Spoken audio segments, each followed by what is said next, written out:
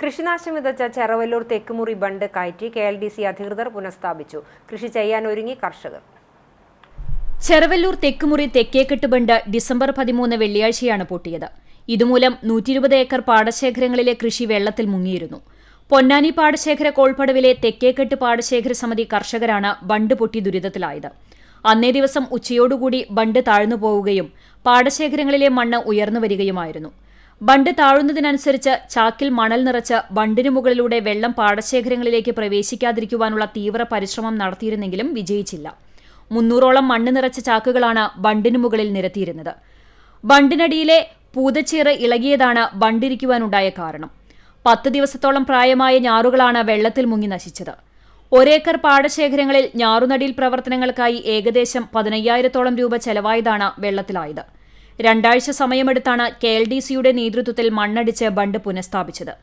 ഈ വർഷം കൃഷിയിൽ നിന്ന് പിന്തിരിഞ്ഞ കർഷകർക്ക് പൂർണ്ണ പിന്തുണയുമായി MLAയും കൃഷിവകുപ്പും രംഗത്തെത്തിയതോടുകൂടിയാണ് വീണ്ടും കൃഷിയിറക്കാൻ കർഷകർ തീരുമാനിച്ചത്.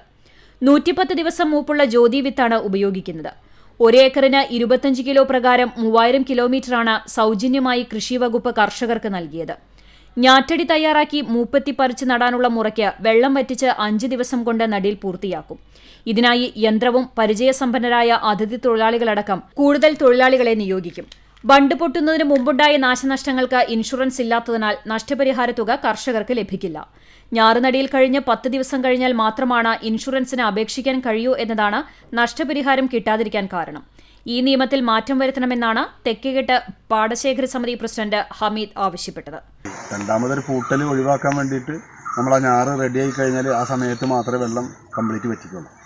കൂടുതൽ 2 ദിവസം അഡ്വാൻസ് ആയിട്ട് വറ്റിക്കഴിഞ്ഞാൽ വീണ്ടും ട്രാക്ടർ ഇറക്കി അല്ലെങ്കിൽ ടില്ലർ ഇറക്കി ചെയ്യുമ്പോൾ അത് കർഷകർക്ക് ഇനിയും ഒരു സാമ്പത്തിക ചെലവ് വരും. അങ്ങനെ ഒരു ചെലവ് കുറഞ്ഞ രീതിയിൽ കൃഷി ചെയ്യാന്നുള്ളൊരു അഭിപ്രായമാണ് ഞങ്ങൾ ജനറൽ ബോഡിയിൽ എടുത്തത്. അപ്പോൾ ഞങ്ങൾ ഇപ്രാവശ്യം യന്ത്രവൽകൃത സംവിധാനം നടപ്പിലാക്കാനുള്ള ഒരു പരിപാടിയും കൂടെ ഉണ്ട്.